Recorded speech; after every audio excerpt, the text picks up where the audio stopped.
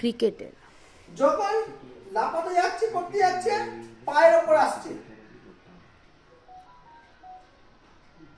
এই cricket course physio. Next হচ্ছে বলটা যখন উল্টে তার দিকে ফিরে আসতে পারে। ভবেরাং হয়, ভবেরাং মানে জানো তো, মারবো তোমাকে, ওইটা ঘুরে আমাকেই মারবো যা। একে হচ্ছে বল স্পিড, ওইটাকে যখন ঘুরে তার কারণে পড়ে তাহলে কি হবে, তার ইনজুরি হয়ে যাবে। সে তো বল করে অনেক কাছে চলে গেছে, পেয়েছো না? দেখতে পাইনি। আরে তোমাকে খুঁজে পাচ্ছি না, তুমি চকলেটের এটা এ হয়ে গেলে এসে গিয়ে মাথা ফেটে যেতে পারে, ঠিক আছে? অথবা স্লিপ করে পড়ে গিয়ে পায়েও লাগতে পারে, বুঝতে হবে?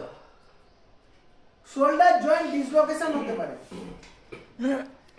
যদি শোল্ডার ধরে হাতের তলায় এখানে এই, এবার এই তুলতে হবে, ঠিক আছে? এই নিয়ে সোজা উল্টে এসো, তাহলে খটাস করে এটা জুড়ে যাবে।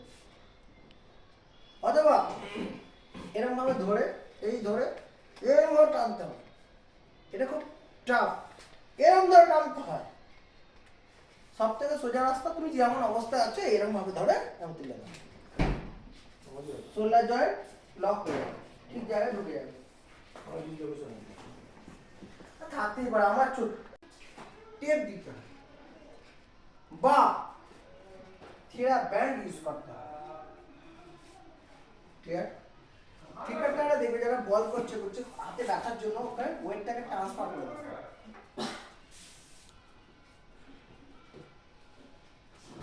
এই দুটো ব্যাট নিয়ে যাচ্ছে কেন?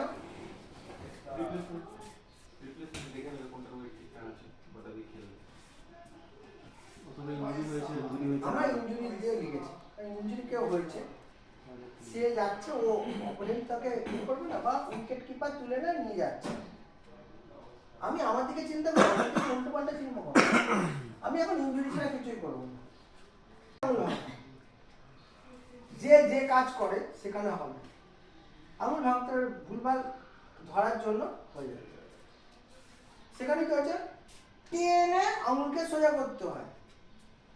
সেটিং যদি হয়েছে এই সোজা নিলাম ধরে টানলাম, সোজা নিলাম দিয়ে টানলাম, এই ধরে টানলাম, টানলে টেনে ধরে রাখো, সেটিং হয়ে যাবে, ধরে রাখো, সেটিং হয়ে যাবে, ঠিক আছে?